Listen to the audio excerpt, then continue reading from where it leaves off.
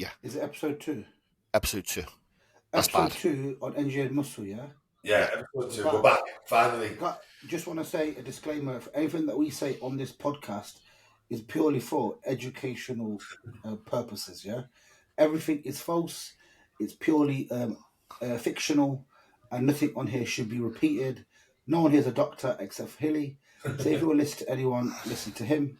But here, whatever we say is purely for the banter. Value. And if anything I say is offensive, it cannot be tied to engineered muscle. I'm just going to throw it out. Yes, and if we talk about any sort of compounds, they are purely fictional. If you want to ask compound questions, please message Matt Tofton, Jordan Peters, and ask them on the Q&As, because they'll answer it for you.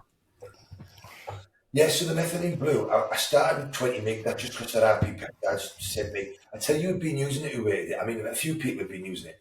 But Hayden, do you know my client Hayden, as you know? He was like, Hilly, I tell you what, I've been taking it and I feel so much better. He already felt great.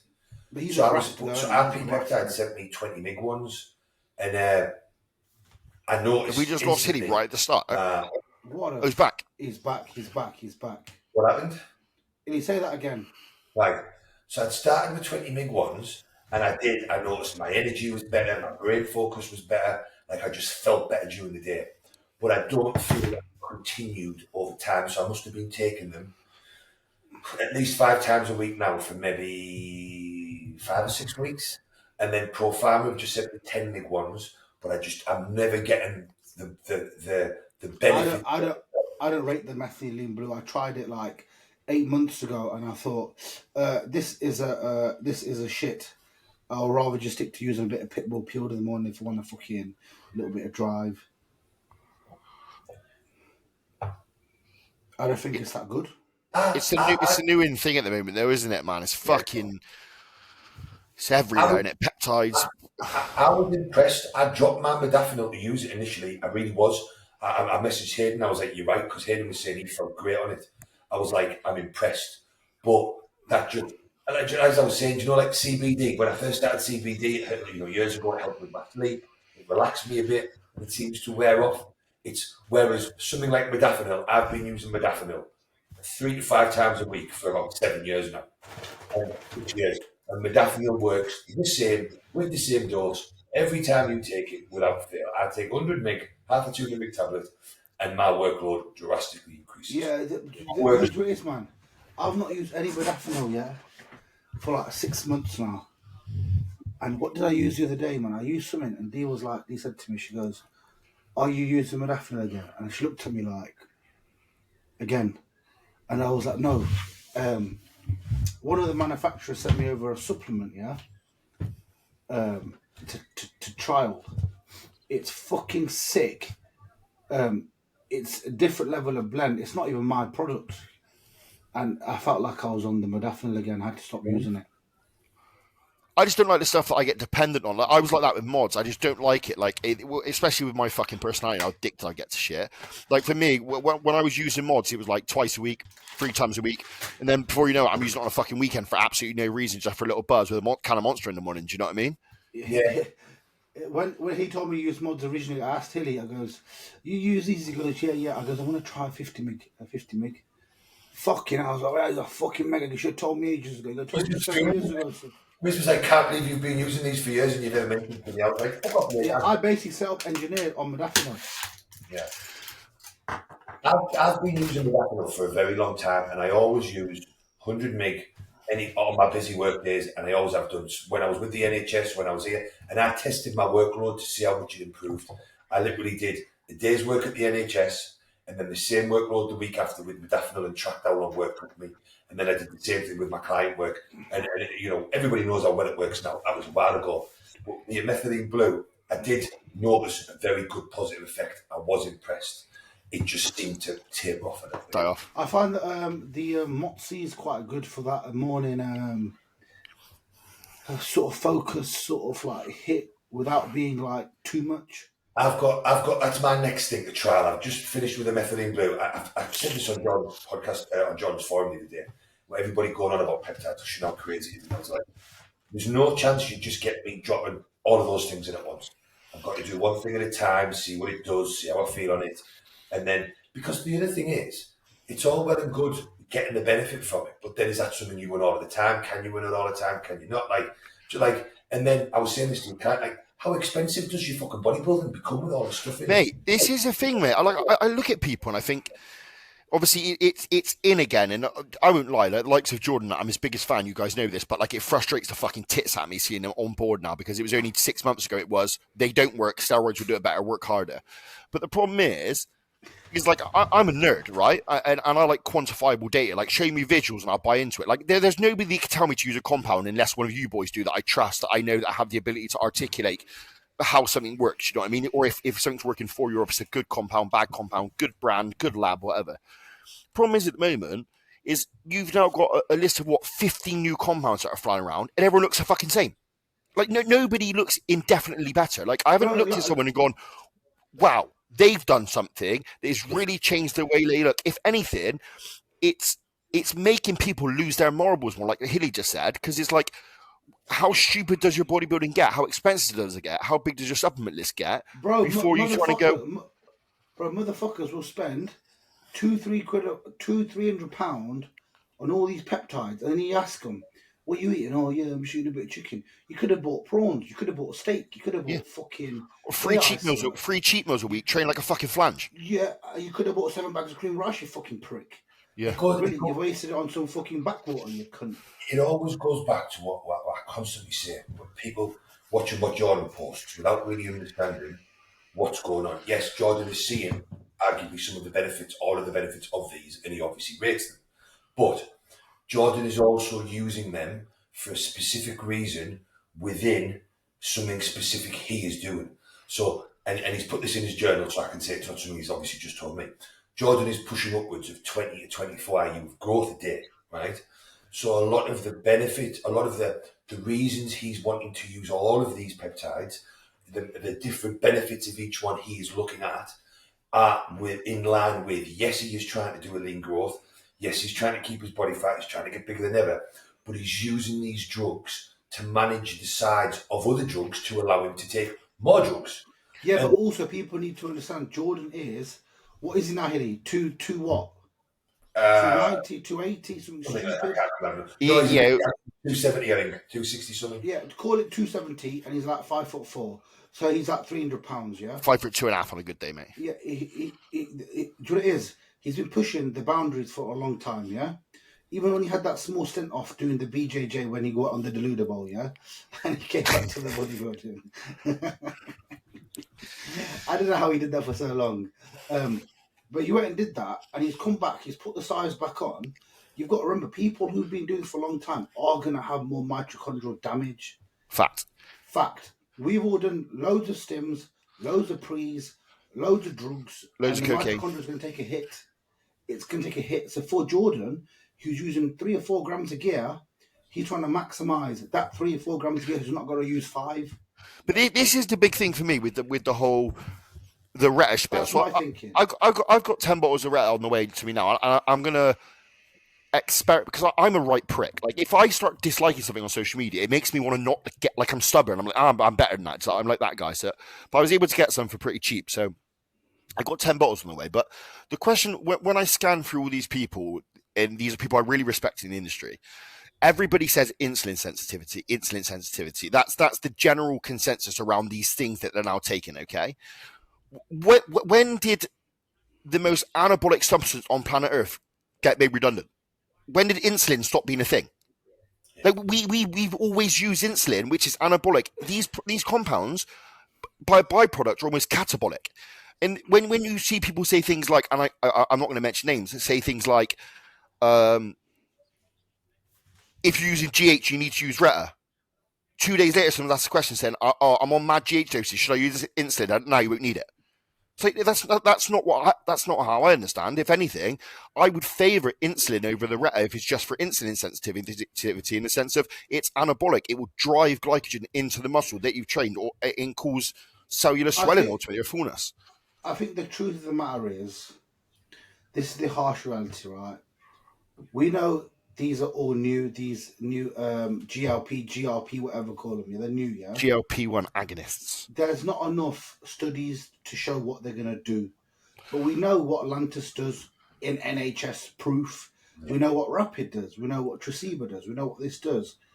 And my only, I think it's like Dave Crossan said, and Joe Jeffrey said, these mitochondrial things are great, but the research is so low. Yeah. Where it's hard to put a finger on. Like, we know what test does. I've We been know what test saying does. it from the start to using to everybody else. The first two GLPs have absolutely ruined people. Destroy people. And all we're seeing now is the first blood and red. After 12 months, if everything seems good, I'll have a play about with it. And again, I always go back to it because a lot of this popularity, especially in the UK, comes from what Jordan does. It's just people's inability to be like, well, hang on a minute. Yes, Jordan is impressed with it. Yes, to do what he wants it to do. But am I doing what Jordan is doing? If I'm not, then maybe I don't need to be thinking like Jordan is thinking. And that doesn't mean that there's not merit for you to use it, but just it's the same as with drugs. Oh, well, Jordan's doing this, so I'll do that. Well, hang on a minute. There's a reason that Jordan cycles like that, because he's 290 pounds and he can't hold water. Now, remember when Jordan cycles were always low test, so everybody wanted to do a low test. Now Jordan's cranking his test up because he's leaner and he thinks he can get away with it with the peptides. So now everybody want to do high testing. It's like, motherfuckers, just get a brain cell. It makes a bit more sense now that you said he's on 24 hours a GH, because that would make sense to me. But if I was to say use the Reta as well, obviously everyone's going bananas about it. It's so good at insulin sensitivity. You can't get fat. It doesn't crush your hunger if you take a small dose. Would I be right in saying it's going to have a heavy impact on risk of going hyper? We've used insulin as well. Potentially. Yes. Potentially. My client who was running it, yeah, he was having hypos all the time on a very small dosage. Real hypos? Like, sorry, really, without exogenous insulin. Without exogenous insulin. Yeah, no slin. Okay. And we had to pull it. And when we pulled it, I thought his look just got better. So I don't think it's going to work with everyone. I think that's just something that needs to be stated. I tell you factual things I've seen. Actual factual things, not gossip, not anything else. Yeah. Definitely lowers food noise. I do like the term food noise. Yeah. It doesn't seem to ruin hunger. It seems to just take away people's food noise. So it has much more merit for us as athletes than the other two GLPs. There is no doubt I have seen now on 3 people's blood works. One is a client, 2 are not, they were consults. Their LDL and HDL and kidney markers are better than they have ever seen in their entire life. 8 to 10 weeks of taking better at like between 2 and 3 mg. Yep. So that is a mind-blowing thing in itself. One of these 3 was literally taking it because he has an ongoing issue with his HbA1c number. I spent 10 weeks with him working to get it down. We get it down to 32, 34. As soon as he starts pushing his food back up, it goes back up. He had the Reta in, his HDL got better, LDL got better, kidneys got better. His HbA1c number continued to get worse. Didn't fucking help him at all. So he got all of the other benefits, not the claimed insulin sensitivity that everybody fucking raves about. Yeah, so I was thinking of 0.5 milligram twice a week. I was going to do Monday and Thursday, like minimal. The couple of people I've recommended it to, well, I haven't yet recommended any one client, not one client have I brought it up for. Neither have I, because I haven't used it. That's why I won't do it. But there are a few people that have said, clients, Hilly, can I try this? And I'm like, yeah, let's just do this. So what I've said is 0.6 twice a week to start, and then some have gone a touch higher. But I have noticed when people are trying to do 1 mg injections, they're getting bad stomachs. Okay.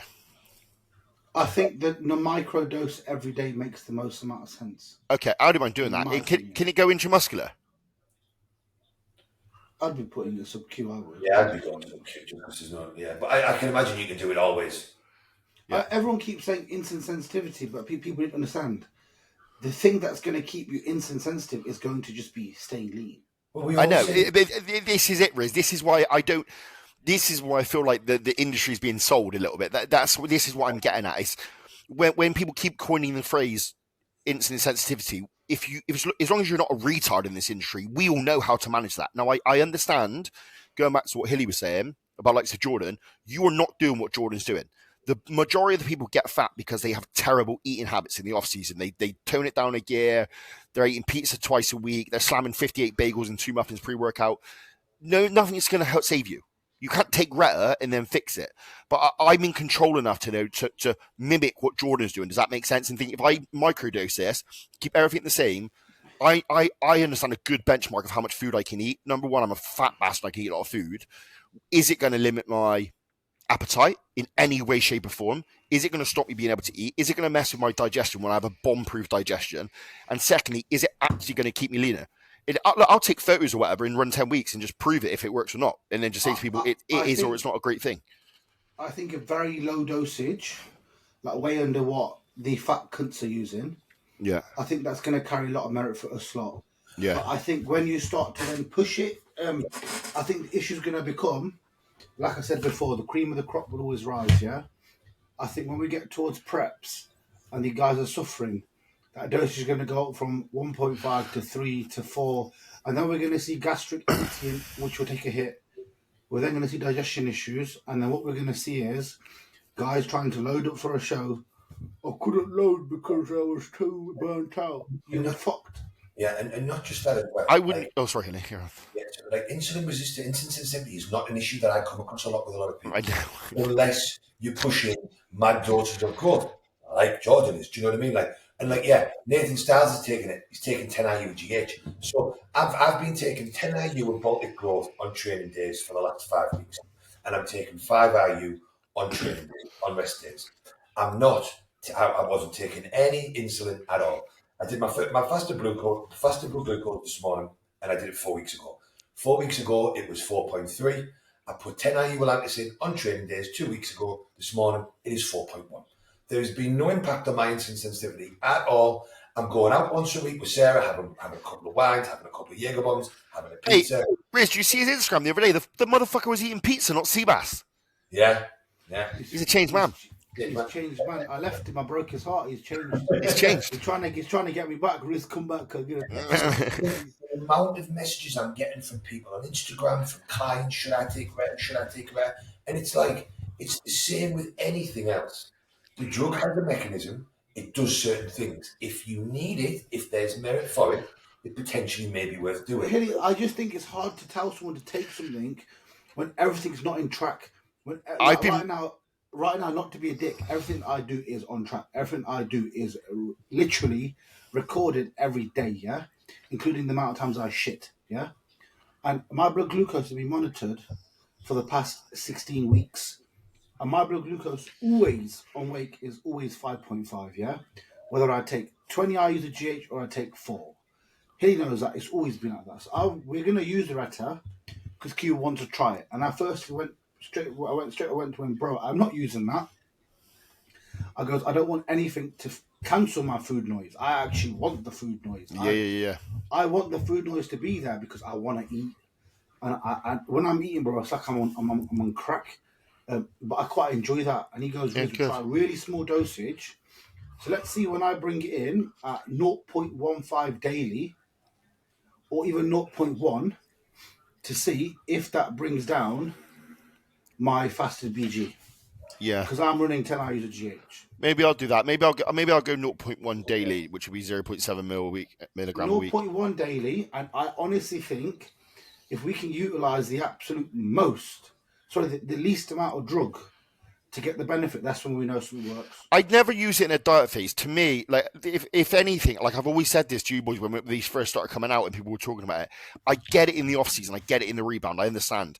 I would never ever use it in a diet phase. Like I'm not a fucking weapon. Do you know what I mean? I can diet. I'll shut that noise off, and I feel like you're at more detriment of losing your physique with something like that in a diet phase when you're already extremely catabolic. But I think in the off season, I think there can be merit to potentially insulin sensitivity being improved. I like food noise. I like being hungry. And me. I love being hungry. Yeah. Bro, when I drive home now and I've had 110 grams of core in the car, I'm eating it and I'm like, fuck, I best get home because eat my next meal, yeah? To me, I love that because I'm like, fucking, I'm going to digest it really well. And I use hunger as a signal within my coaching. If someone's not hungry, I'm like, well, it's the metabolism slowing down. Is something off? Is the digestion off? And like AJ lived and died by hunger. He was like, how hungry are you? Starving. Good. Tells us that your body's fucking churning and everything. Do you know what I mean? Like it is an important signal. And I'll say this over and over again. every one of my clients, sorry, not everybody, but most of the people messaging me about it, either friends, like people I know in real life, people on Instagram, particular clients that are messaging me, are all motherfuckers that have massive food focus. They're the ones that are constantly talking about the cheap meals and eating shit. And something that everybody needs to understand is, if you are one of these people that just can't stop putting shit in your mouth, right? It's all well and good taking Reta because it's going to take away. It might help you. It might, right? But you're not creating behavioural changes that will last you a lifetime. Correct. As soon as your greedy ass stops taking the Reta, the same as with the fucking Manjaro and the other fucking Ozempic, that hunger is going to come back. You are going to turn back into your greedy self because you have not learned any management skills. Yeah. And you can't take this shit forever. And the same thing, and that's why I think Reta is more suitable for us athletes that will still eat and that can control ourselves year round. We're just doing this for the other benefits and for this and for that. Whereas my issue is, it isn't. The majority of people asking me about it are the ones that I know binge badly, swing the weight and all this stuff. I think people need to be honest and they need to message and say, hey, bro, I've got really bad fucking food focus. I binge eat. Will the Reta help me? Because my answer would be yes. Use it. Because then at least you're being honest. A lot of guys are just lying. I've been rude to people, man. They're like, should I use Reta? I'm like, mate, you should be using Test. Like, I've had so many questions over the past like couple of weeks where I'm like, I don't think you should be taking steroids, let alone fucking anything like this. It doesn't make any sense. Yeah, it's fucking insane. The amount of Wallies, yeah? But I've actually been watching a lot of AJ Sim stuff on mitochondrial health, yeah? And a lot of people need to realise mitochondrial health is going to come from a better digestion. And we've all gone back to digestion. It will always go back to digestion. That's what it all comes down to. The other thing that worries me, which we touched on, and it's what Joe Jeffries said, and an example of this, Alex Kickel, who's a very, very clever kid, right? So Alex Kickel is apparently coming out with his own peptide blend that's got fucking everything in it, right? It's got loads of shit in it. In it like IGF, Reta, like all sorts of bits and bobs. All sorts of shit in it, right? And I'm just like, hang on a minute, everybody. If you're on a night out and somebody says mix this drug and that drug and that drug and that drug, you'd be like, whoa, hang on a minute. But at least those drugs, like fucking pink and Ibiza and that, at least they've been around and had human trials and like, you know you're going to get off your tits and you know you might get stuck in a kettle, but outside of that, it's probably going to be all right as long as you're not an idiot. These fucking peptides, they're mixing all together. They don't even have any science on some of them when they ran on their fucking own. So nobody knows how these things are going to interact together. Yeah, but Hilly, remember like 10 years ago when the motherfuckers were getting the CJPJ LGB, jabbing it in the circles in the bicep, trying to get a localized pump, and Hilly was jabbing it 7 times a day, all the aminos and shit. And it was all bollocks. Yeah? I was watching it on a podcast the other day with that, what's the idiot I like, the Vigorous Steve, and even he was saying, like, people keep talking about mitochondria, but they don't understand what it is, and like, it was mainly about the SLU in terms of like stimulating the mitochondria. Like he was saying that people don't understand what that means, like stimulating the mitochondria. He's like, and he had that other guy on with the big bastard. He's like, explain what that means. He couldn't explain it, but what he was basically saying is, and he compared it to like T3 and thyroid, is that we understand if we use exogenous thyroid, your endogenous will shut down, but we also understand from a science basis it will recover. What we do not know is if you overstimulate your mitochondria, what if it can't recover? You are fucked. Like, what happens if it becomes oversaturated with stimulation? It starts cranking. But he also said that everybody's mitochondria has like a genetic disposition, kind of like the metabolism. So he's like, some people will be able to use a small dose for a long period of time to mimic what is, say, like Riz's mitochondria now, because it's super healthy and functional. Does that make sense? Like testosterone levels, like some people will naturally be 8. You can bring them up to the peak of 28, 30 at a natural testosterone level. He was saying, so there's benefit to it, but the problem is say you're naturally a person who has a really highly functioning mitochondria and it works well and it's efficient. If you start oversaturating that, you're fucked potentially, because you don't know if it's going to recover. You don't know if it will ever go back on itself, and we don't know what's going to be like in a year's time. But even on the T3 and T4 thing that you've mentioned here, some new studies are actually showing that, because the initial thought was, and Dave Crossan mentions this as well, the initial thoughts were thyroid always recovers. But the new studies are actually showing not everyone's does. So that's something new as well. I'll take a tablet for a day forever. I'm cool. Yeah.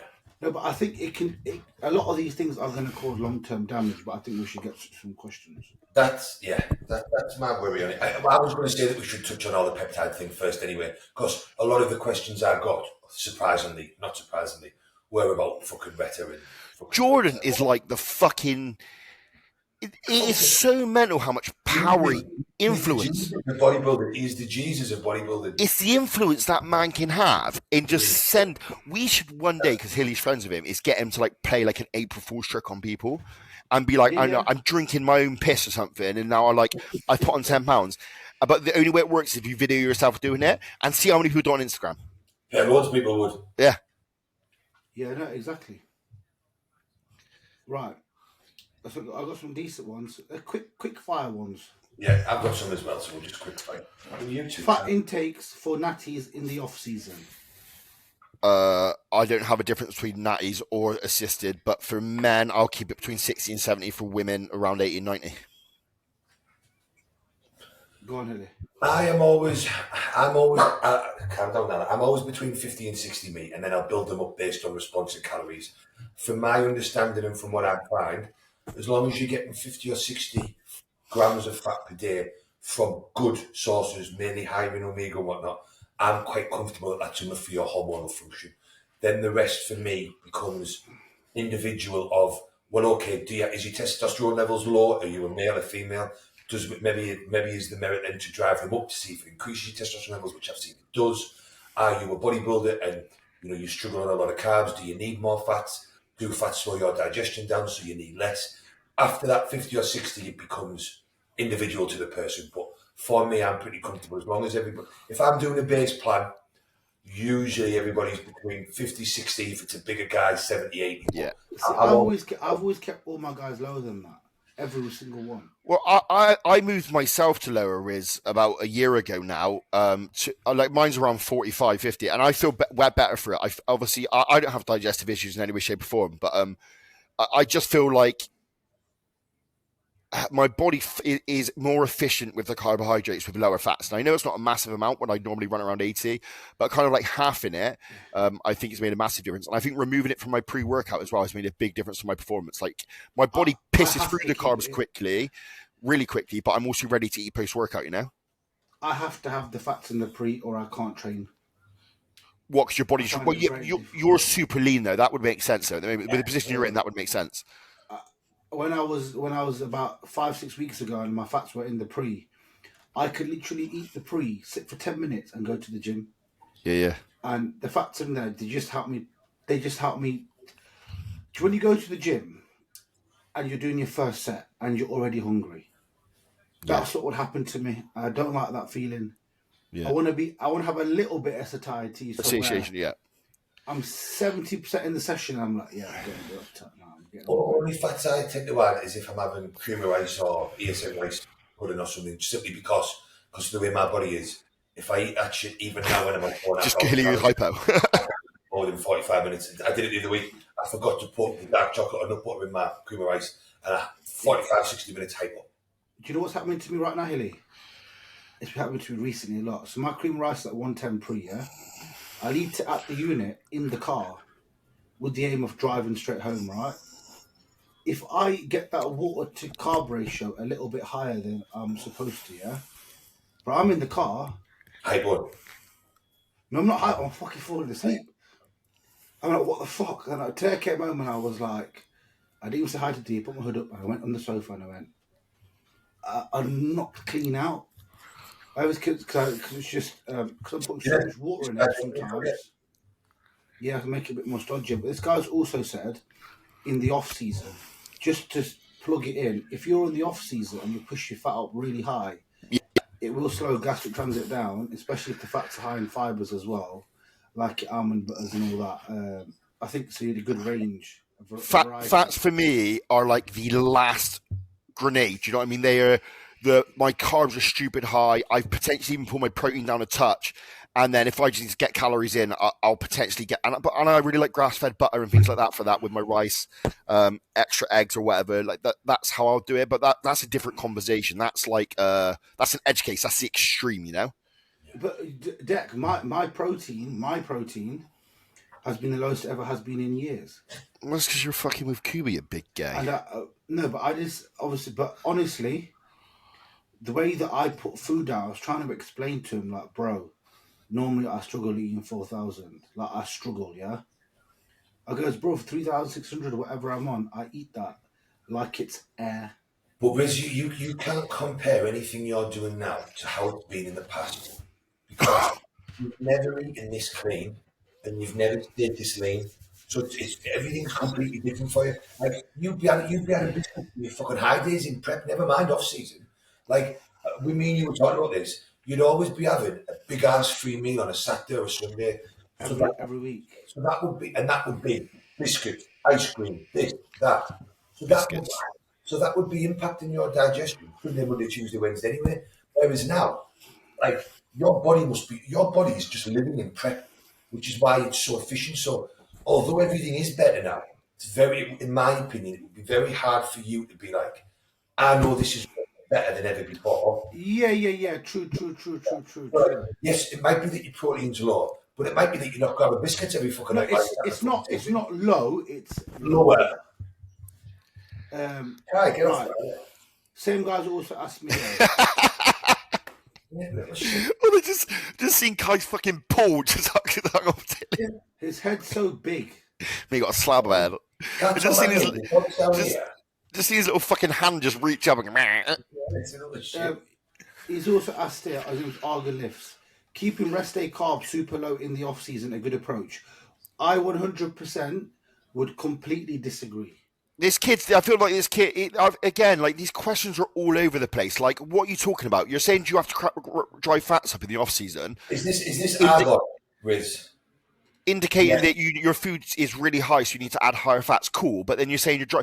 The way that process goes is, yes, we keep carbs lower on our rest days for insulin sensitivity and digestion benefits, right? But super low. No, but as our food gets higher in the training days, we increase our rest day food. So ultimately, you'll get to a point where you're eating fairly consistently on both days.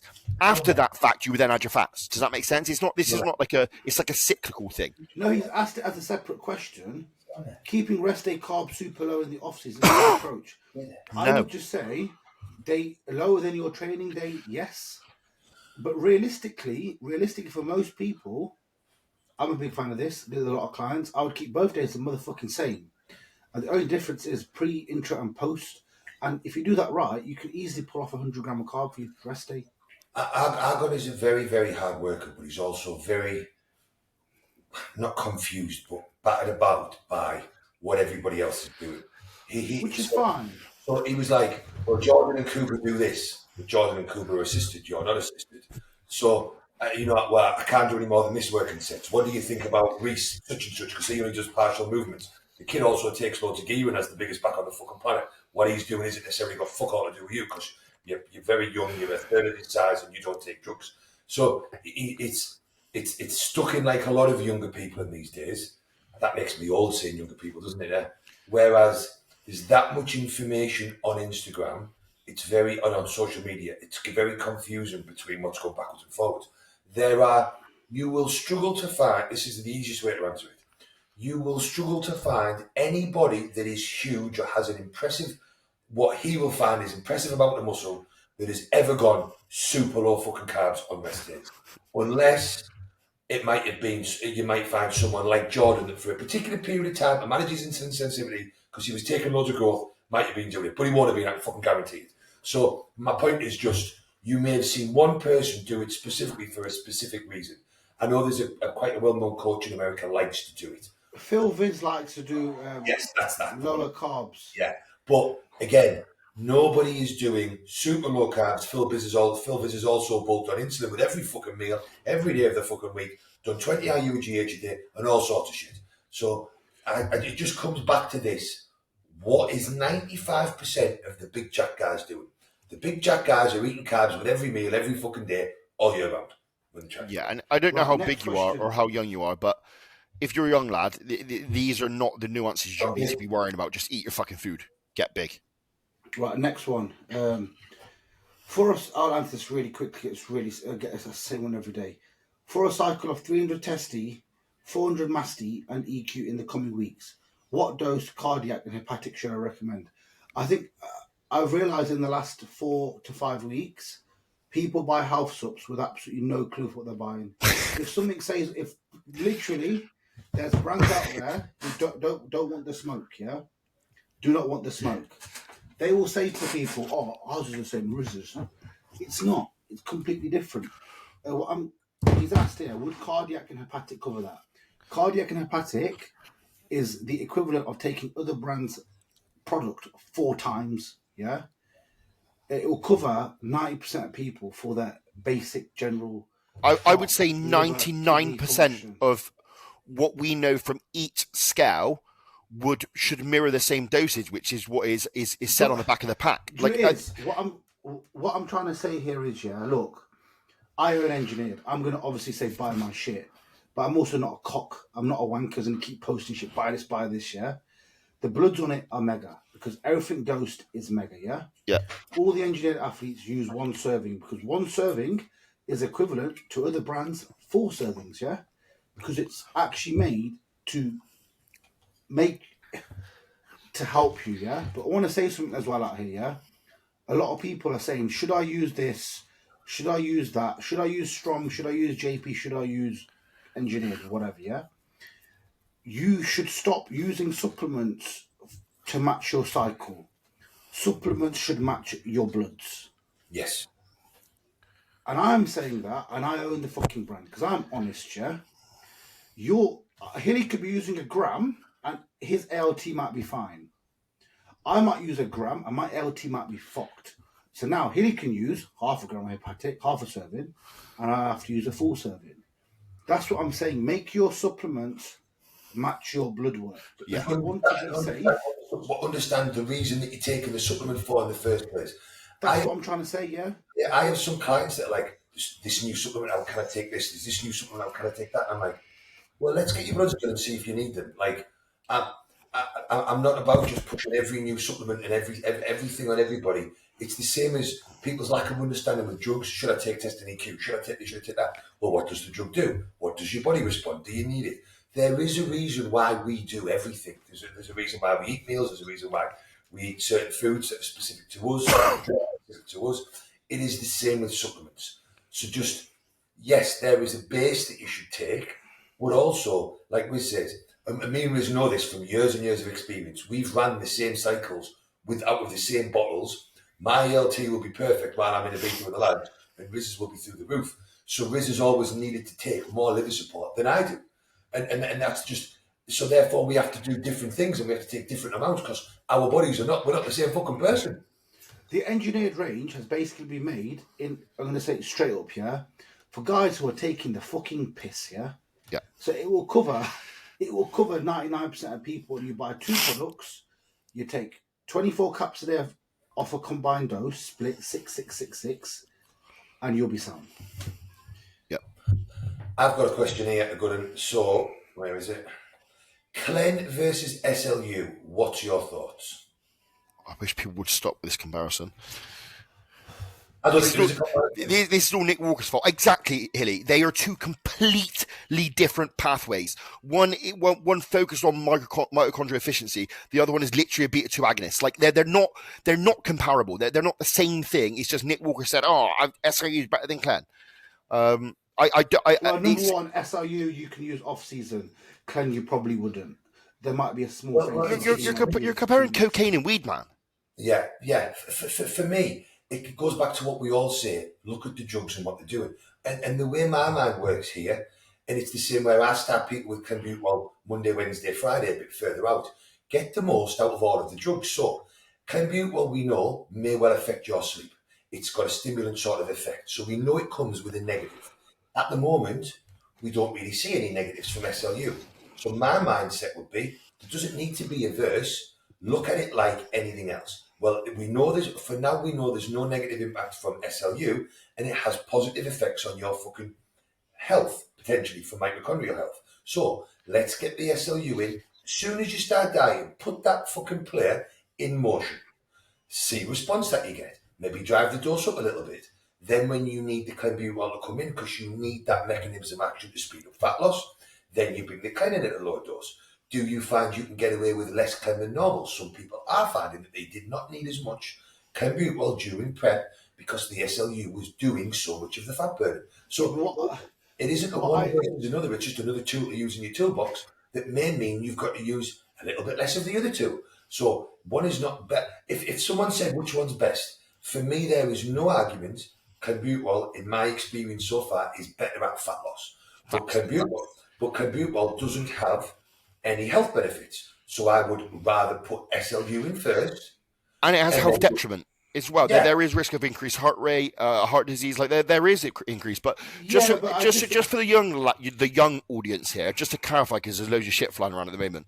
If you were to have two twins, right, and one ran SLU Reta, the other one ran Clen and T3 on the same macronutrients, same output, one would be incredibly leaner at a much faster rate. Like, they are not comparable in terms of what they do and the output. And that's from anecdotal evidence. I've ran all of it bar from the Reta. I do not believe you're comparing apples and apples. You're comparing apples and oranges. One of them, the let's call the Reta and the SLU like a performance enhancer. It's topping what you're already doing. It's improving what you're currently doing. It's efficiency. The others are like taking a rocket launcher to a gunfight. It's very different. Or a sledgehammer to a fucking brick wall. It's completely different. The way I'd say it is, SLU is like an air intake, yeah? I was going to use the car analogy. SLU is like a remap on your car, yeah? Just a little stage 0.5, yeah? A little plug-in shit. And a fucking Clen is a motherfucking turbo on the son of a bitch. And now every fucker's burning faster. Your coolant's going faster. Everything's getting hotter and your oil's starting to burn, No, but honestly, I think let's just be honest. How many top bodybuilders have you Clen? All of them. It's like the Nick Walker is a really good person here, right? Let's see. He's been peeled out of his brains repeatedly every show, bar from that one with Martin Fitzwater where it was a bit close. Let's see if he's drastically leaner because he's now sponsored by a company using SLU and Reta. He won't be. He won't be because he's peaked using Clen and T3 and T4 and everything else. It's people just need to understand it is marketing. I'm cool with that. There is benefit to these compounds, but the comparison just has to be correct. But SLU does work mega, yeah. Fantastic. And I can say this because this year we didn't use SLU for a while. I used all the Clen, all your normal tools, right? And as I then got lean and my Clen got to 100, dropped it down to 80 and then plugged in the SLU. I then see more fat loss. Kept the Clen the same, kept the food the same, increased the SLU, I see more fat loss. And I reduced my cardio, kept it all the same, I seen fat loss. Do you know what I mean? And this is the thing, I had someone message the other week about, instead of taking this, can I take SLU and L-carnitine? And then will I get, like, yes, you can take it all. You can take it all. But there's also, for me, a practicality and a cost benefit. So if you want to take SLU and L-carnitine and fucking Reta, your diet phase is just quadrupled in value, in cost. Quadrupled in cost in comparison to taking a little bit of clenbuterol and some T3. Now, yes, is one pathway maybe healthier than the other? Well, we know we can use clenbuterol and T3 and be reasonably healthy anyway. Study shows this. People have been running them for decades. But, yes, you would be healthier if you can put your for it. And then arguably you can use it all if you're happy to jab it all on top of everything else. And it's just this bigger picture of, like, fucking how much... If you've got unlimited money, then you can take it all. You can take it all in low doses. If you're sponsored by Engineered Muscle, like Hilly and Decker... Then you get SLU chucked at you like it's candy, yeah? And I use it. I think there's merit to what Hilly's saying there. If you were to go back to my comparison thing, I think maybe if you were to put all of that in, I think you would have an easier time during the prep, but I think the result would still be the same.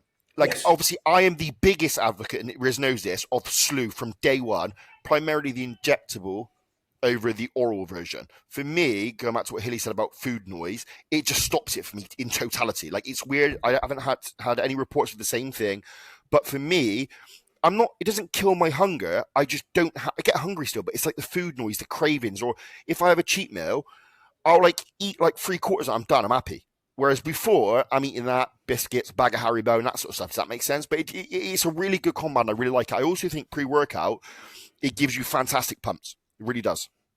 And it comes with a health benefit, which is a huge bonus in comparison to using the other things. It's like we said at the start, it's not one versus the other. It's like, well, how can I use this stuff to be clever about what I'm doing that might make the end result? The end result should be the same. You can't get any more fat-free than fucking fat-free. Do you know what I mean? Like, you can't get any leaner than fucking completely gone. So if you've already been fat-free before, the end result should be the same. But using potentially a little bit less clen, a little bit less T3, you sleep, because you've got L-carnitine in, you've got SLU in, you might have Reta in, you can have fucking MOTS-C in, it might just allow your sleep to stay a little bit better. It might allow your this to stay better. So you may feel a bit better during prep, so the look may well be fresher. And what blows my mind is there's been peptides that did this stuff for an awfully long time. There's this peptide that helps with sleep. There's this other peptide that helps with something else. But no one's ever been fucking buzzing about any of these. There's just this. Oh, I don't know. Do you remember when I first got into bodybuilding, and it was like the frag fate, the HGH frag and amino whatever it was came out back then. Everyone was going mental about it, and it was the same time as the SARMs came out. Everyone was going wild for the research chemicals in peptides and stuff. Did you not realise all this RAD 140, MK679734554, bend your mum over 727? Yeah, they've all finished. The GHRPs and the GRFs were the best one. It was just exactly like it is now. And like we said, I was only young when they came out, and I've literally done. I did GHRP6, GHRP2, Ipamorelin, Smud CJC. I was doing them 3 times a day, 15 minutes before a meal. Then that Bruce said try boom dosing them. I was doing them 5 or 6 times a day because I was at uni. I had nothing else to do. I had a little insulin cool bag, go to the toilet before every meal. And the grand reality of it is, I didn't notice anything different to taking a bit of a GH. Because that's come back around now. I know the Ipamorelin, that's getting popular again. I keep seeing it pop all the time.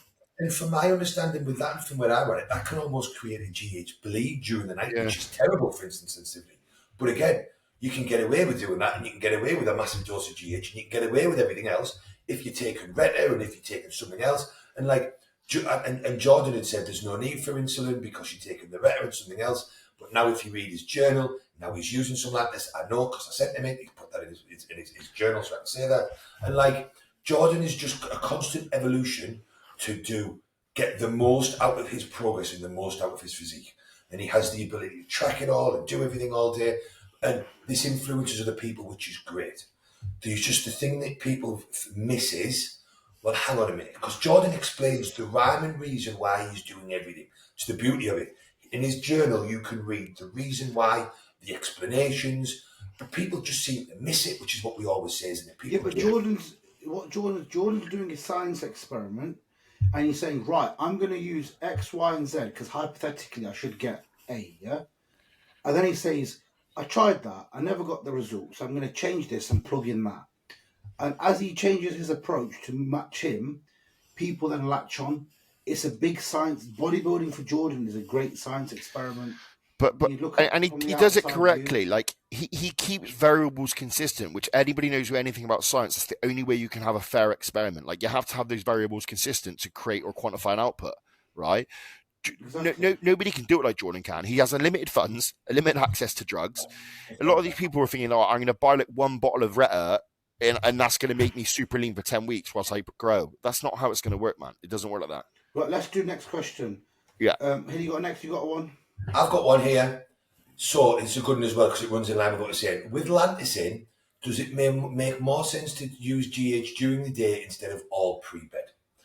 So I think pre-bed is king. I don't. So I don't either. And I'll go through my reasoning for this and that. The fact of the matter is, a big bonus dose will create a bigger spike of IGF. I've always said that. And everybody knows I've been a fan for a long time of taking, if you can, a higher dose Monday, Wednesday, and Friday. And that's how they do it in medical studies, or they did. That's apparently how Dorian Yates did it.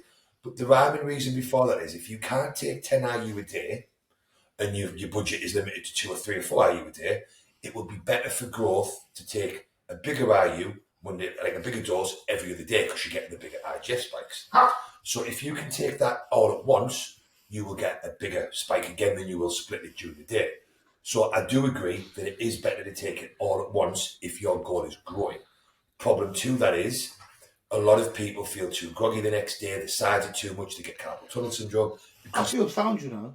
And again... Bro, have you seen your fucking hands? They're like foam hands from Warrior. Gladiator. Not just that though, Dave. No, they're not. Look, my ring don't even fit my finger. Not just that, and again, this is where people will misinterpret. Riz is also way leaner than most people. Riz is also taking blood pressure medication. Riz is also not eating any junk at all on a weekend. Riz also now is in a luxury position in his life where he's got every health supplement of the best quality. Yeah. But what I'm saying is that because you feel great and that works for you right now, doesn't mean it will for other people. So all my point is that, yes, I do think either taking a bigger dose Monday, Wednesday, Friday, or as with all drugs, more is always better. If you're taking 6 IU or 8 IU, if you can take it in one dose before bed, I do think that is better for growing than splitting it up. For me, once I go past 5 or 6 IU, I feel very groggy the next morning. It impacts my work. So once I go past 6 IU, I just split mine pre-workout and pre-bed. But if I could, I would take it before bed. I think, Riz, what was the question again? So I've read the question. So the question is, if Lantus is in play, does it make more sense to use GH during the day instead of all pre-bed?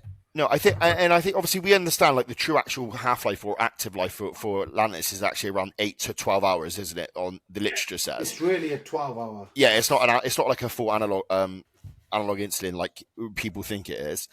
But also with the other things that we use, like L-carnitine, like it makes sense to me to ultimately use them synergistically. Like I always do my GH fasted in the morning with L-carnitine before cardio.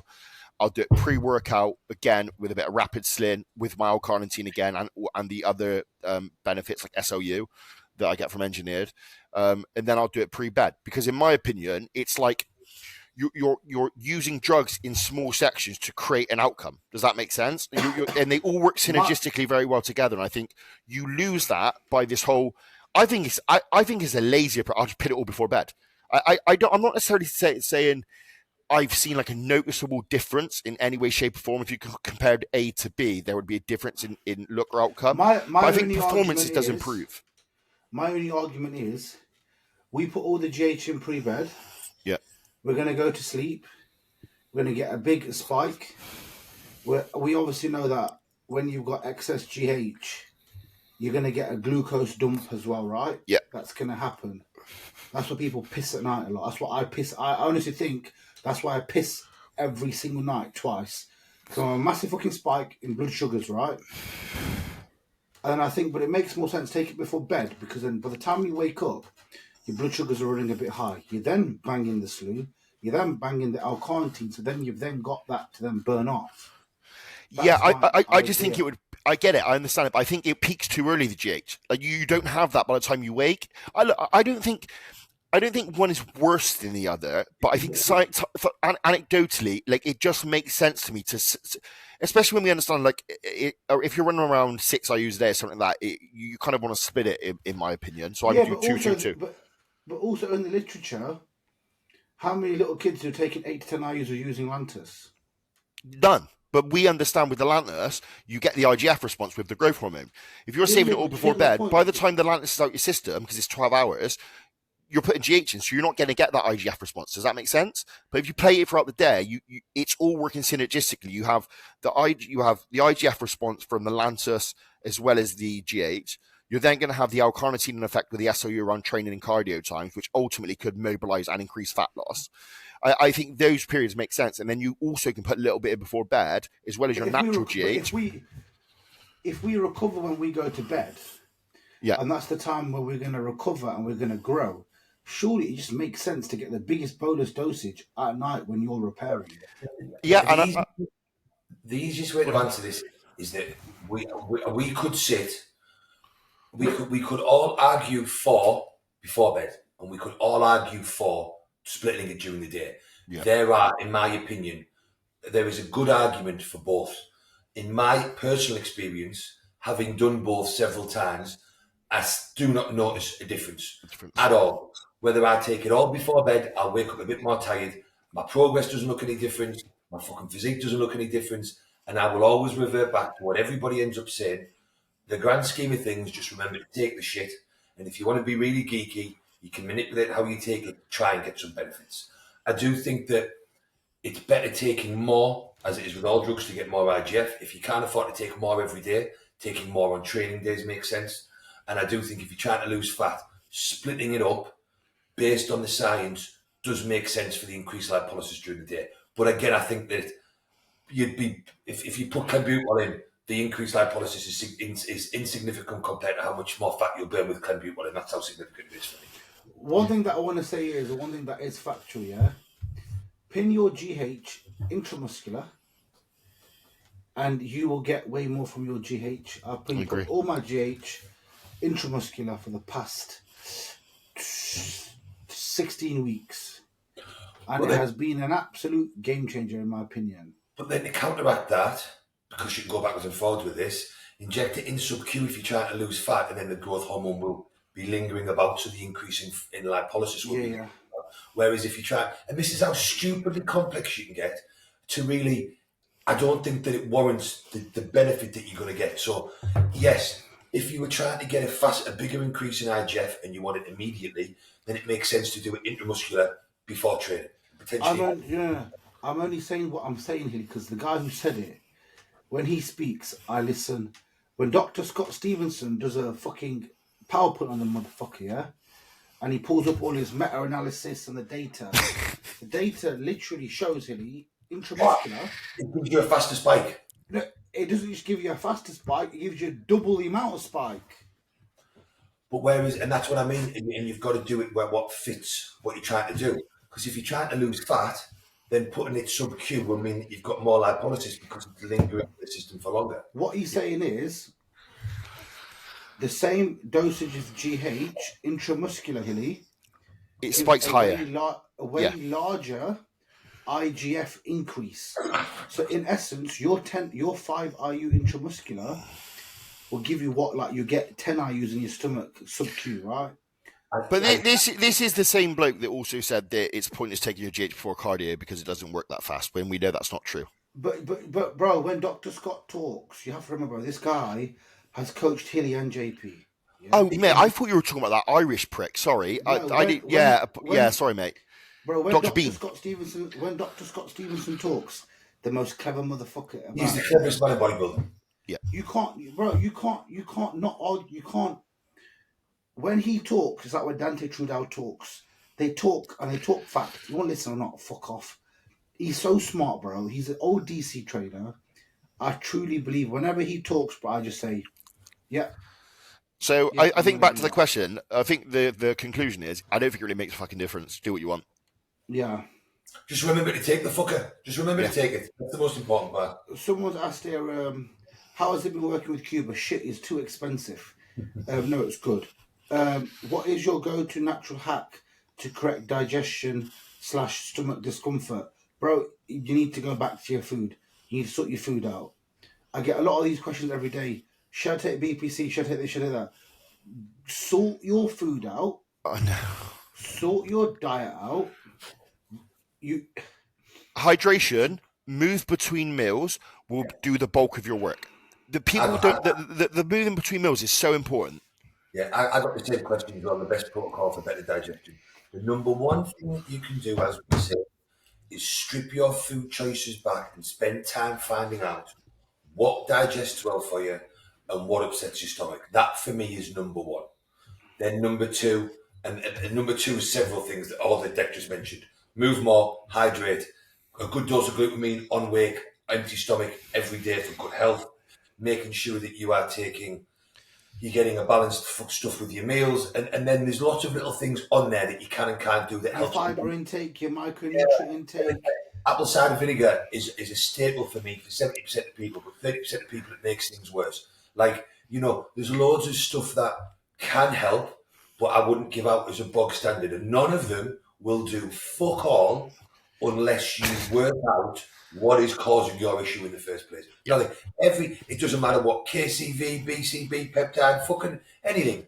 All a waste of time. Doesn't matter how much glutamine you take. Doesn't matter how much you fucking walk, how much you drink. None of it matters if you continue to eat the shit that is causing the issue in the first place. I can tell you one thing though, yeah, I guarantee now. I've been running the glutamine really high, yeah, for the past 12, 16 weeks. And honest to God, the difference that the glutamine makes when you keep that in every day on weight. Because the other day, I actually banged a coffee before I banged the glutamine, right? And I was like, my stomach doesn't feel very good. Glutamine is, I take 15 to 20 grams on weight every day. Years. Oh, it's one of those, it's one of the 3 or 4 supplements I'd even take on holiday with me. I think one of the most underrated supplements, glutamine. I'd actually put it up there with creatine, yeah? If you are low on a budget and you want to have a good product year round, glutamine on wake, glutamine intra, you'll get great pumps, better performance to the gym, and you look after your stomach for what, 20 quid?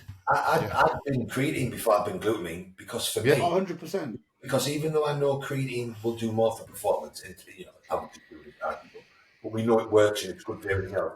My digestion is so much better. What's the point of me taking something that boosts my performance if my digestion isn't great? Glutamine is like one of the most, for me, important. So on every client plan, lifestyle, eating disorders, digestive issues, it doesn't matter who it is, old person, young person, for me it is a staple for everybody. I use 10 to 20 gram every morning on wake, and I use 10 gram in my pre every day. And the difference in fullness in the gym is absolutely fucking nuts, yeah? It's mega. And it's cheap. When you were doing high dose L-carnitine, did pinning before bed disrupt your sleep? No, because at that time I was in prep, I was very tired, and I was just used to pinning. It didn't disrupt my sleep, but it might do some others. It didn't disrupt mine, and I actually think there was a benefit to it as well. I was just going to say, I'm sure I remember, Dick, you said you thought it was helping you. I thought it really did. I genuinely did. And I was taking 3 mil, I think. 1 mil in the morning, 1 mil pre-workout, 1 mil pre-bed. It didn't disturb my sleep, and I'm saying now I was getting leaner quicker, for sure. Feel shattered all the time, no matter how much I sleep. I get what I can. I try. What can I try to sort this out? Focus on your quality of sleep first before you do anything else. Sleep is not just sleep. Like how much is your REM sleep? How much are you actually sleeping? How much you get up to piss? Do you have breathing issues? Do you have apnea? Like there's so many. It's your sleep hygiene that I would focus on first. No, stop it. Is blood pressure high?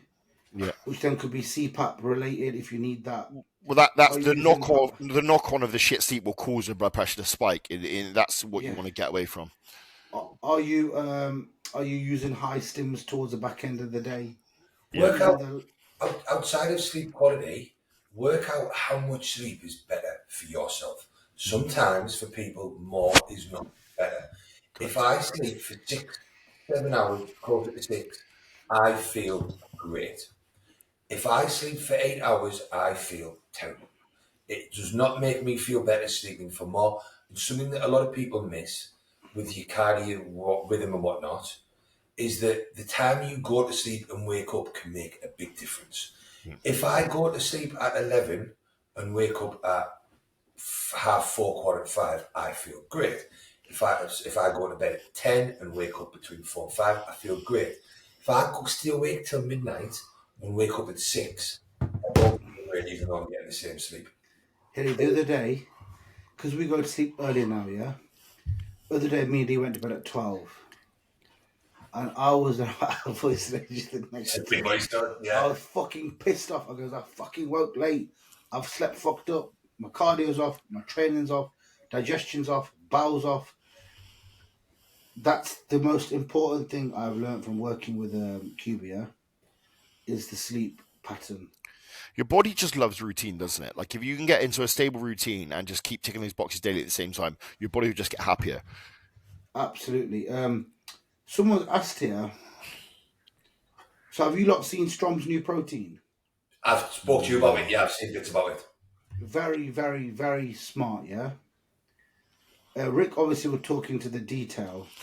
They've in essence got 2 proteins that are not very bioavailable, meshed them, in essence wet mixed them to actually make them bind or some bollocks, yeah? He's way smarter in that knowledge. But it's actual protein content, do you know the index, the score? Yeah. Higher than weight. The score is higher than isolate by about 10%. What the Now, yield is? What the protein yield?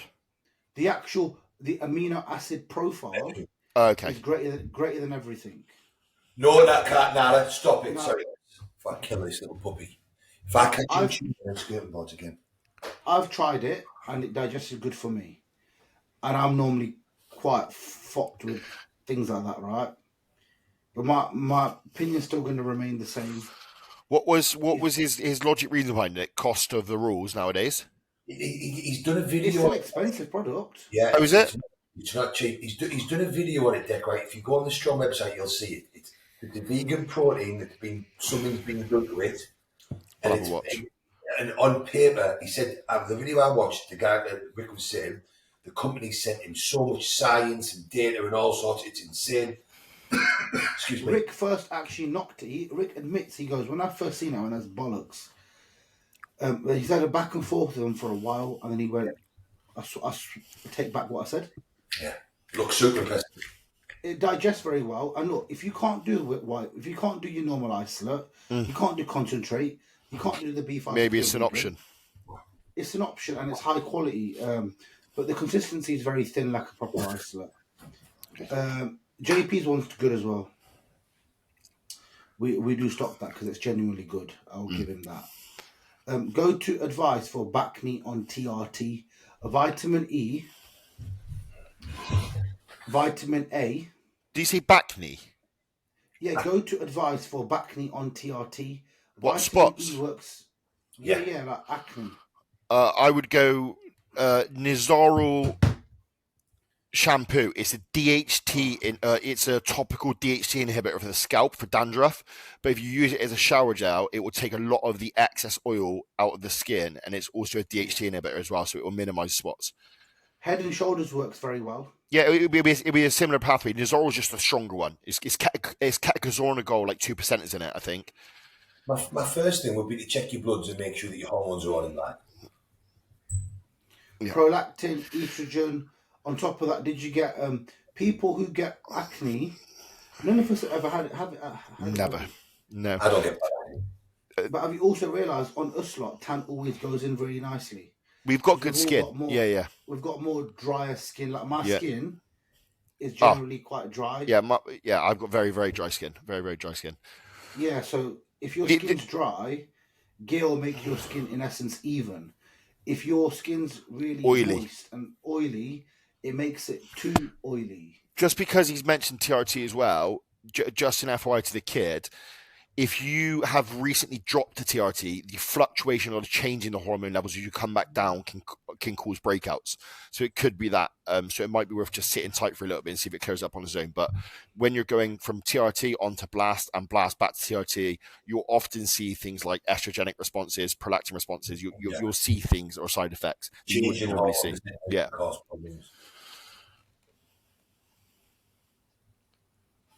I'm just going to voice out my wife 1 second. Can you make me my prawns, but can you not put any of the chopped tomatoes in? Just do peppers. Just do a bit of pepper and a little bit of a paprika, please. Just going to voice note my wife a second. Hold on. Is there any chance we could do anal tonight? Because I'm a good boy.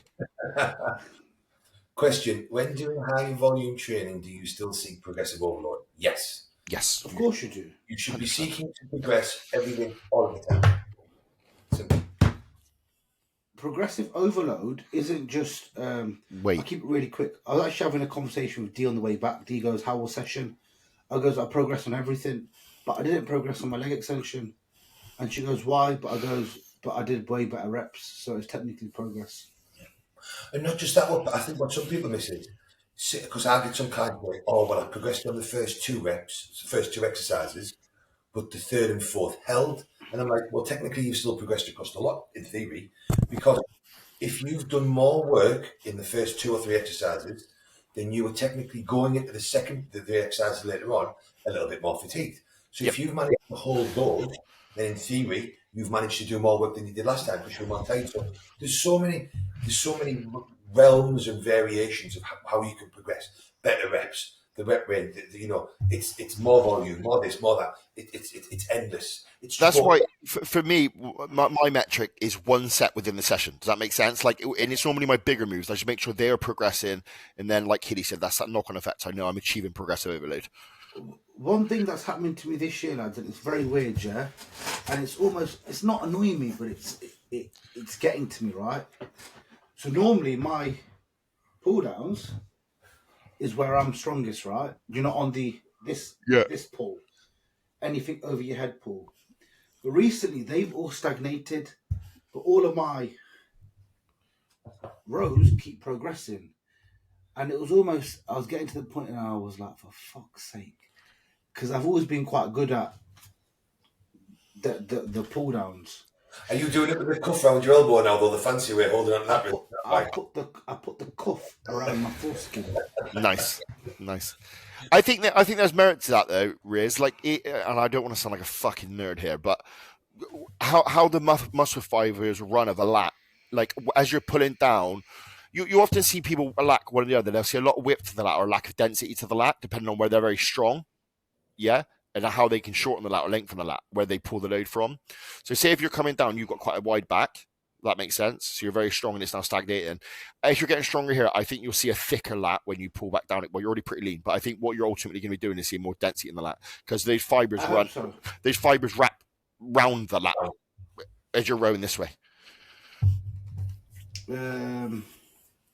Anything over right? What it's got three things. Let me read out three things. Yeah. Anything over the years you guys would say you've changed your opinions on? Love the podcast, listen to the old ones, and love the old common sense approach. One of the best podcasts in bodybuilding. Thank you very much. We really appreciate it. We're in 2 episodes. So anything over the years you guys would say you've changed your opinions on? What got one thing? This is... I do not have to absolutely obliterate myself every session to grow muscle. You don't need to live and die by a logbook. At one point when I was younger, because I followed Dante a lot and I trained with, like, Scott Stevenson coached me, and the way me and Jordan were, when I was younger, everything had to be logbooked, it had to be progressive, and it was low volume, and over time I've come to realise, if anything, that was a bit of a detriment to my physique and injuries and stuff. So that is something that I couldn't train without a logbook. Everything had to be low volume, this and that. And now I'm a huge fan of rotating my volumes and doing more and doing periods of less and adjusting it. Anything over the years you guys would say you've changed your opinion on? I'm going to say one that might be a little bit controversial. You like men, not women? We already knew that. Yes. Do you know what? I used to give this one person a lot of shit, yeah? But the more I listen to him recently, the more I think he's a very smart man. Deck. No. John Jewett's training partner. Kurt Miller or Kirk Miller. Is that the weird looking guy? Do you know what? I've been listening to the J3U stuff all through prep, yeah? Because number one, at times I get angry. I find this a very calming podcast. They talk very nicely, yeah? I've had a massive mindset shift over the last few months. I thought, you know what? Fresh start.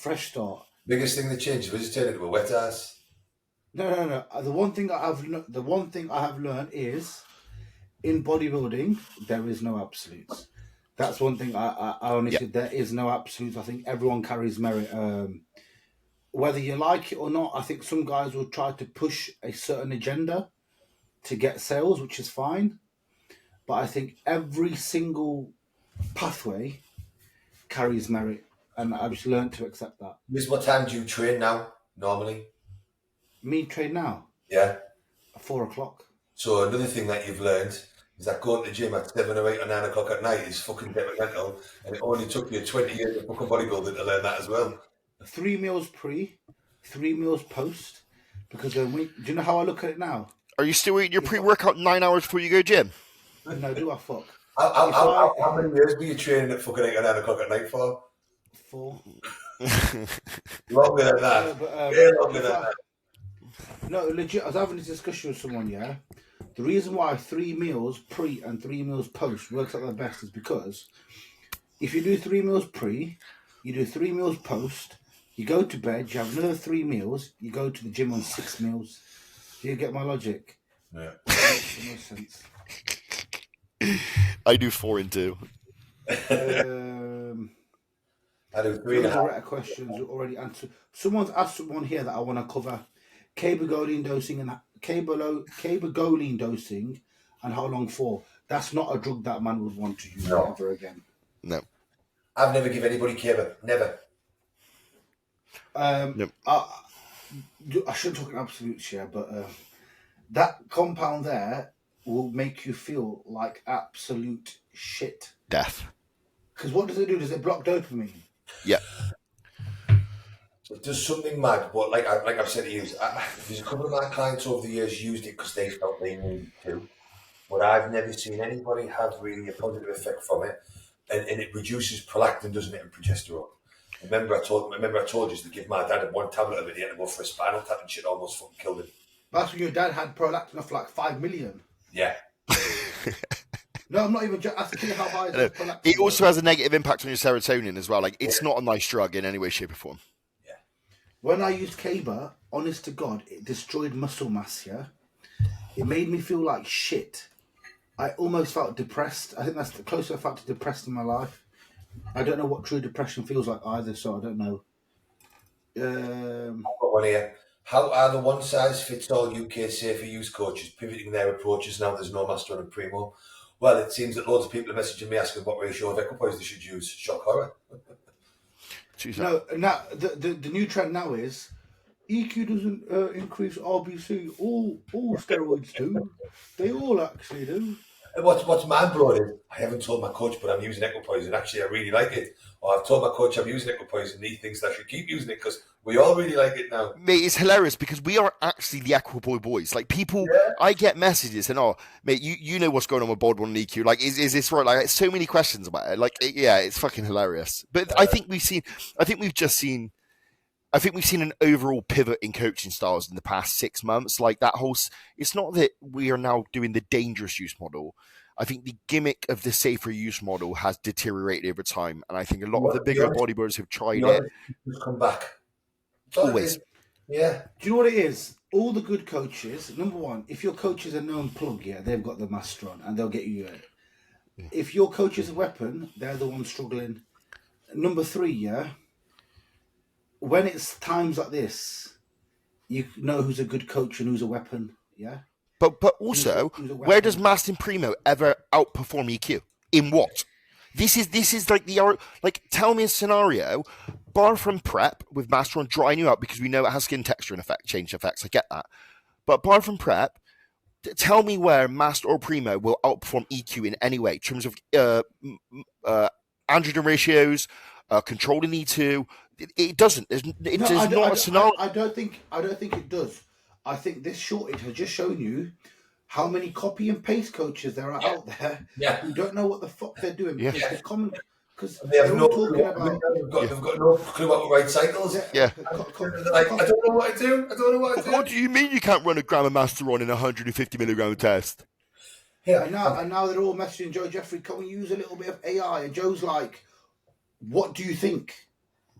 Yeah, I've got a very interesting one as we taper this off, right? Very interesting one.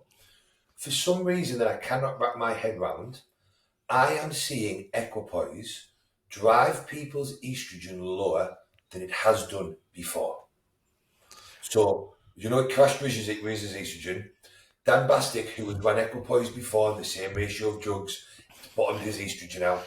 My estrogen was way lower than it has been in the past on the same amount of tests in Equipoise, and I've seen it now. I've had 3 or 4 quite high-level bodybuilders message me being like, hey, I don't know why, but I think my estrogen crashed, but I've run Equipoise in the past, and it hasn't done this. Guy in Scotland, several of my clients, I'm like, I've got people on 700 or 800 or 900 mg of tests that I've had to take up, and they're only taking 200 mg of Equipoise. Whereas, and I'm like, I've put it on the forum the other day, like, it doesn't make any sense to me. Dan Bastick's estrogen tanked and he was like, hey, I've done more than this before. And like, Riz is yours tanked like harder than we would have expected. Like, man, I was taking 850 mg test, right? And 300 Equipoise and 2 or 3, whatever it was, mass. And my estrogen was at like 80.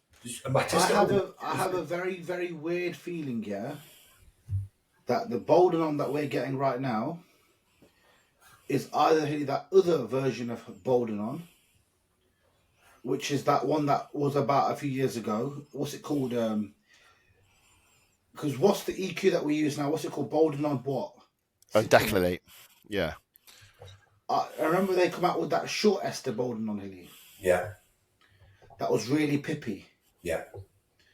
I've got a feeling a lot of the bold is that. But that wouldn't make sense. I from speaking to people just due to exposure experience, they run their EQ too high, their test too low. Like there's often people that I get where, and it's not through looking at blood work, it's just they feel like shit, their dick's not working, they don't feel great, joints are sore, whatever. Yeah, but that can be from really high E2 as well, though. Yeah. But it's normally tied into, like, I know what you're going to say, Hilly, but this is normally tied in with, like, they'll say they're running 600 tests, 600 EQ. That would, I would feel like fucking ass from that. I would need to be like 1200 milligram a test and 600 EQ. But what I'm seeing is people that have taken testing Equipoise before, and I'm talking advanced guys like Dan Bastick, who's fucking, knows everything he's doing at his blood. Yeah. And the Equipoise is pulling estrogen down harder than it has done before. Like, when I was with AJ 2 years ago, he had me taking 750 tests and 450 Equipoise and master something in there. And hold on. Hang on. Go on. Yeah, go on. Do you think it's because everyone's using the peptides, and we're now seeing the mitochondria is more efficient? Everything's more efficient when it comes to the peptide usage, and because of that, we're now not converting as much test into E2. I don't think so, because when mine came back like that, it was in March time, so I wasn't really using any peptide. Same. Yeah, and the couple of people I'm speaking to, they're not using any of these fancy peptides. I mentioned it to Jordan, he was like, it doesn't make any sense. And I'm like, I know it doesn't, but it's not like these are newbie people I'm speaking to that were just gauging it on how they feel. Because, like you said, Rich, high and low estrogen gives very similar sides. Like, my test level was at 250, and my estrogen was at like 79 or something off 300 Equipoise. Yeah, what was mine? 4. That's it. And we've all had Equipoise before. I wonder if Riz is onto something here. Like, the literature says undeclinate and undecanoate are the same esters. But I wonder if he's right. I wonder if there's a difference, and I wonder if they're responding different. I wonder if the rules are different, and the ester, there is a slight different response to how it competes with the E2 enzyme, because it works very differently. It's in the past, Hilly, we were all using EQ, right? We were all sound, but back then our cycles were also ending 12 to 16 weeks, right? Now people are using it. They're like, my E2's crushed in 4 weeks, and my thoughts are, maybe is it that we are getting a different ester? And because no one's really sending Boulder for testing either, or they're sending it off for testing, and all it's saying is Boldenon. Well, it does. It's not telling you the ester. Also, it takes a long time to peak as well, doesn't it? EQ, yeah. Like it's not a quick one. The one thing that we know for sure is EQ comes in liquid form, right? Yes.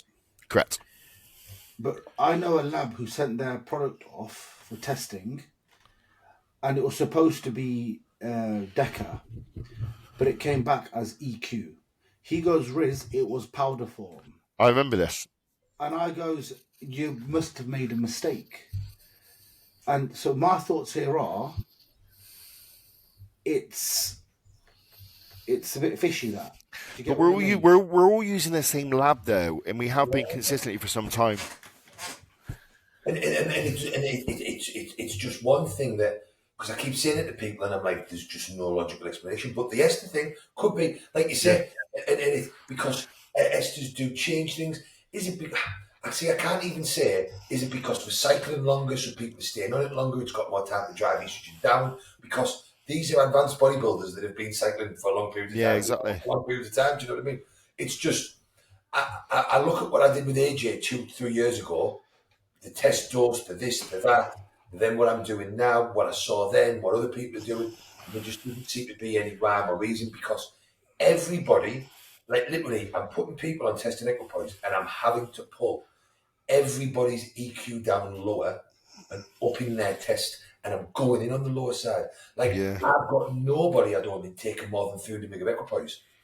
And everybody's doing sort of 6. It's like, I would be keeping that ratio higher than I would have done before. Yeah. Do you know what I mean?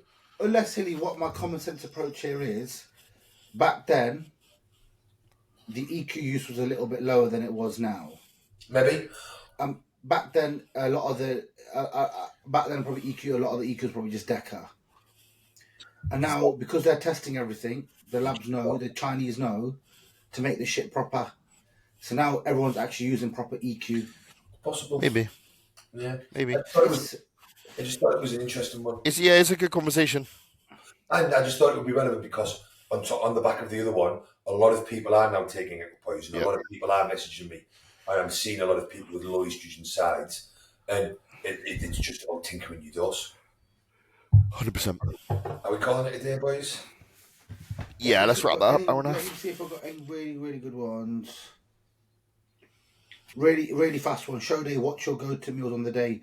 Cream of rice, because I can mix the water in it. I can transit the fluid with the salt in one solid pot.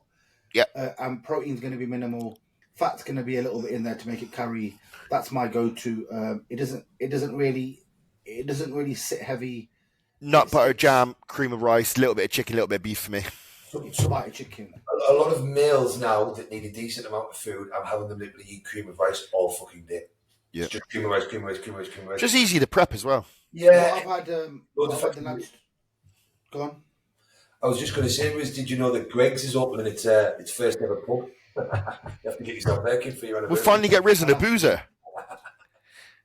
What I've had my client Matt do, who competed about 2 weeks ago. He was sick. Yeah, he was really good. Did 200-gram cream of rice in the morning. In 500 ml of water. I mixed the coconut oil in there, and I went, right, this is your meal for the day, and we're going to eat this in quarters. Yeah. So he'd eat, because you can literally fit it in a little Tupperware. It's enough water to make it transit, and we added the salt in there in the morning. I added the coconut oil there in the morning. It all goes into a nice big lump, but it's not a brick. And he'll just eat it. I want you to eat a quarter right now. Yeah. And that was it, done. I give people the meals, and then I get them to take what's called my floating meal. So I make a bigger portion of cream of rice with a bit more fluid in. Yeah.